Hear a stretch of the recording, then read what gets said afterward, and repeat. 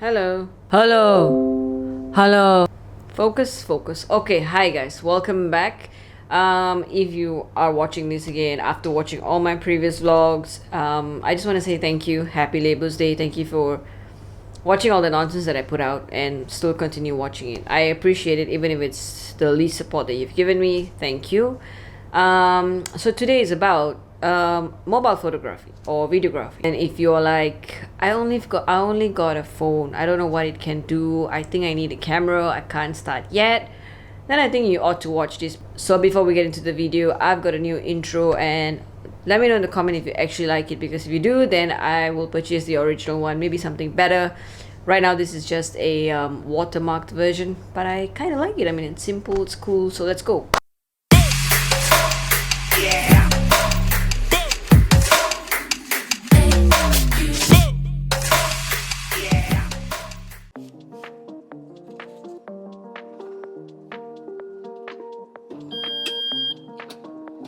Okay guys, hello. Some things have changed with my audio. Firstly, the mic is not on. As in there's no mic connected. I'm using the inbuilt Sony ALPHA 6400 mic. So today's vlog is about comparing the ALPHA 6400's pictures, videos, as well as with my iPhone 6s images. And the reason behind this is because I would like to encourage everybody who is like me, who has got some interest in videography, photography, to start with what you have. And honestly, like these days, if you are someone with an iPhone 11, like you don't even have to watch this, because like it's as good, if not in some aspects it's a lot better than cameras. There's so many tutorials out there, so you should check them out. But what I'm gonna do is I'm gonna be doing one with with my iPhone 6s, because it's a rather old model, and it has got a slightly lower spec than newer models. So let's just see how does it compare, how does it put up with ALPHA 6400, and why this comparison can be valid is because if you are using your images or footages for Instagram purposes, Facebook purposes, YouTube, okay, then actually you don't need some of those humongous specs, but if you are someone who is, even if you are venturing into photography, you're just venturing into videography, you plan to go into wedding videography, photography, well, you have to start somewhere, and you always don't start with a big budget, right? So yes, I hope I can convince you to start off with whatever mobile you have by showing you some comparison images from this comparison video. So I started off by comparing just a landscape picture. I will send you over to a viewpoint which is called the Grand Old Lady in Miri.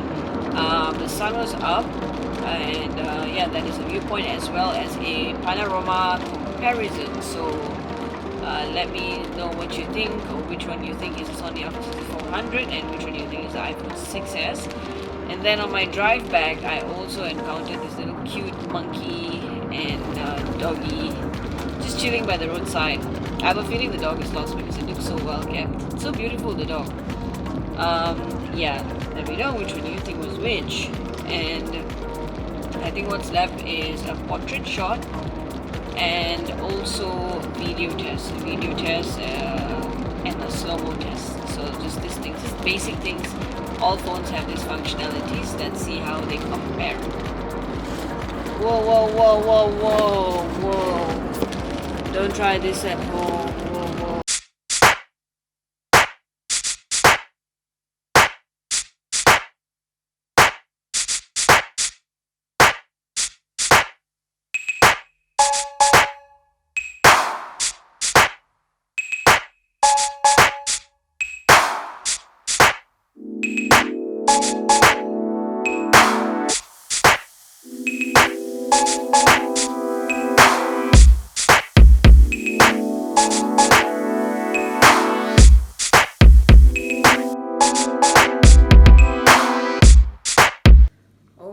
So hi guys, right now I'm doing the vlogging test. On my right I have the and on my left it's the I'm going to be walking into broad daylight. Actually I can't really see myself, so I hope I'm in focus. So as you can tell, I've got the bright shiny light sunlight on my face right now. It's really harsh. It's like 4 in the evening. Okay, so right now I'm holding both of it at an arm's length.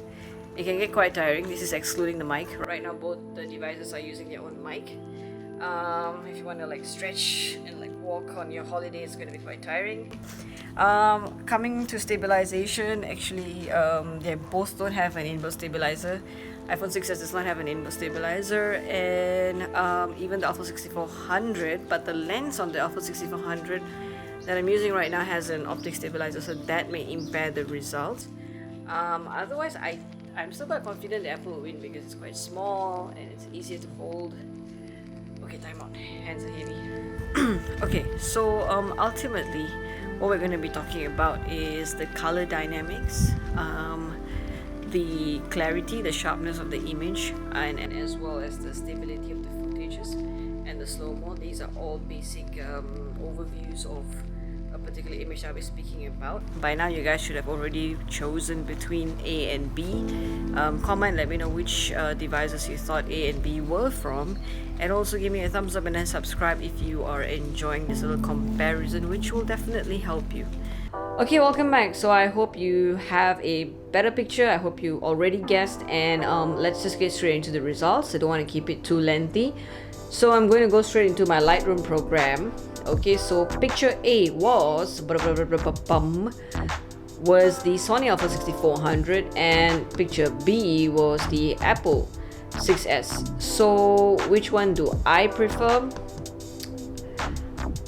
I'm talking about someone who wants to shoot and go, you know, run and gun, and I'm a traveler. I want the pictures to look good. I don't want to waste too much time in post-production, editing, enhancing the image. I will definitely go for the Apple because, as you can see, this is RAW. Yeah, I've not edited. The Apple is JPEG, and the Sony is RAW. I've not touched anything yet. So clearly you can see the details in the sky are a lot more obvious in the Apple's photo. The sun ray shadow a lot more well described, and then also the shadow is good. Well, it's a lot more brighter as well, the foreground and the background, and compared to the Sony, well, you see these DSLRs and mirrorless cameras and full frames, you have that RAW option, right? Even Apple, some of them you can shoot in RAW. What it does is that it's like giving you a very raw, unenhanced image, so it gives you the leeway to go in and sit and edit each and every detail of it. You can bring out the best in it, and you can, once someone who's got tremendous skill can really sit and edit it, it will definitely surpass what the Apple can give you. But it takes lots of skill and practice to get that image right, and instead of just slapping on a filter. So for the shoot and run and gun person, definitely it is the Apple, so I will pick the Apple. So I told you about color, clarity. Now I'm just gonna, let's get into detail of this building here. Yeah, you can see the building, you can see the ship, and a bit of clarity of the ocean as compared to the Apple photo. Well, not too bad, you know, it's a 12 megapixel camera and the Sony is a 24 megapixel camera. So pixels are basically, let's say at the end of the day, I'm planning to blow this image up and frame it up and put it on top of my bedroom, you know, like a super long or tall beautiful one. Then pixels matter, because as when you stretch it, you want it to be still sharp. So that is the significance. But if you're merely a traveler, you're focused on social media, Facebook, Instagram, this will do for you. Okay, so in fact, I think comparatively at 12 and 24 megapixel, definitely it's not as good, but not bad at all. Okay, let's move on to picture B. no, I mean picture panorama. So as for this panorama image, well, image A is the Sony Alpha 6400 and image B is the Apple image. So I think you have a clear winner there. There is no question asked. Just look at the detail in the sky, the sun, and the landscape. It could have been my error how I took the image, because it was a bit difficult. I had to pan really fast. But I think in terms of settings, I don't think I modified anything, because I don't know how to modify anything in the panorama, and I'm unsure if they used the manual setting to shoot. I don't think so, but this was what I got. And clarity, like I said, 24 megapixels versus 12 megapixels. That is a unfair challenge, but not too bad, not too bad. So the panorama challenge, obviously I will again give it to Apple. Alright, moving on to the doggy challenge, right? So the doggy challenge, a bit unfair because this one was taken a bit zoomed in on the Sony Alpha 6400. Image A and image B is the iPhone 6s. So since we didn't have a sky in the background to compare, we will straight away go to the features. All of the Apple images have the HDR button on, so you will have a good color, good contrast, as compared to the doggy over here. Again, remember it's 24 megapixels, yeah. Wow, just look at that. So this is lovely, and you can definitely enhance these colors. Like I said, it's raw, yeah. And yeah, I think for this I will again give it to the I think I will give it to the Sony, because I just like how sharp, and I have a soft spot for portraits, so Sony. Alright, so the next image is a scary one, which is actually my face. I couldn't really find a model. Nobody really wants to hang out, you know, it's the quarantine season. So I mean, it's the movement control order season. So image A is really warm, image B is brighter. Now which is which? Okay, actually I forgot. I'll be honest, I forgot. I'm only going to be able to differentiate from when I zoom in which is which. Okay, now I am going to zoom in. Are you ready? Please don't like turn off your screen. Woo! Okay. So image A, you can look at every detail of the eyebrow, and image B, okay, image B is definitely the iPhone 6s, and image A is the Sony Alpha 6400. You can see it went in a lot closer, but I think it's damn sharp for a 12 megapixel camera. How did it perform? Well, this is absolutely basic lighting, so I really think not bad at all. Who should I give it to? Like I said, you know, portraits, you want it to be really crisp and clear. You are talking about the subject in focus and a very blurred background and stuff like that.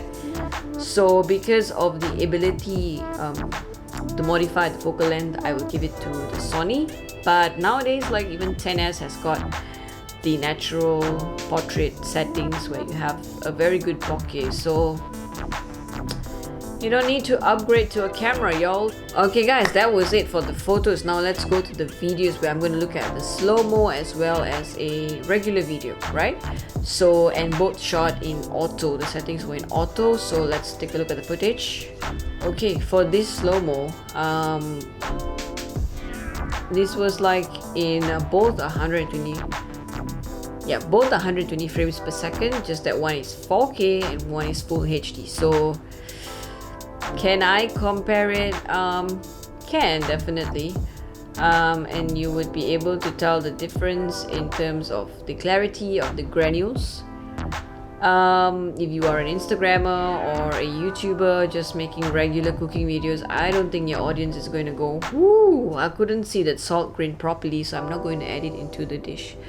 You get my point, right? So yeah, pick up your phone and start shooting, guys, because that's all you need to do. You need to start somewhere, you know. Look at me, I'm like rolling, right? What you think? Is my vlogging skills improving? So shameless, sorry. Alright, so let's go. Let's take a look at the footage.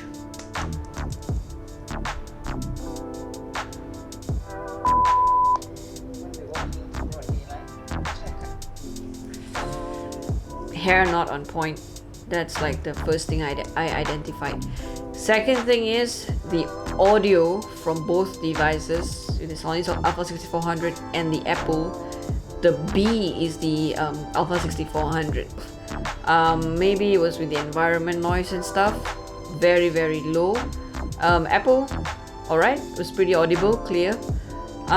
In terms of image, not much. Let me continue watching to see if there's much of a difference. So I hope I'm in focus. Yeah, it's not bad at all. I don't think that because this was like very bright sunlight. I think not bad. The contrast, the sky. So as you can tell, I've got the bright shiny light, sunlight. Sony was a lot more, what do you say, the tone was on the bluer side a bit as compared to, you know, I always feel like the the Apple is like, Canon is a lot more warmer, but it's quite nice because, you know, it's a lot more suitable for human related photography, videography. Right. Okay, stabilization. So stabilization is key, right? You want to go on a travel and stuff, you know, it's always irritating to watch, right? So I understand, and I also hate it, and personally I hate is a strong word. Let's share love. I dislike carrying a lot of baggage with me, a stabilizer, yada yada yada. So, well, naturally phones are smaller, so you just have to like hold it like that, and it'll be pretty secure and less movement. And I think iPhone 8 and above has got inbuilt stabilization. Definitely 10, 11 has got inbuilt stabilization, no issues whatsoever. Alpha 6400, the body does not have an IBIS, no inbuilt stabilization. The lens that I'm using has an inbuilt stabilization, but I think the Apple still won the stabilization test. Video, I think it's adequate, it's appropriate for both. Definitely the Sony will give you more room for color editing, can bring out more stuff. But remember, I told you that this is meant for people who aren't so much into post-production. I want to shoot, go, just put it together and publish a video, right? So I will still give it to Apple.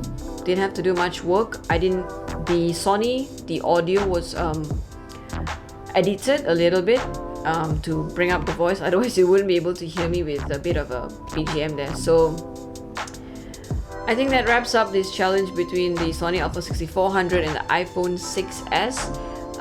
What do you guys think? You know, hey, phones are good and it can be used for you to kickstart, whether it's your recipes you want to share, your gym programs, your study skills or something. You can make money off YouTube. You can even improve your skills on videography, photography.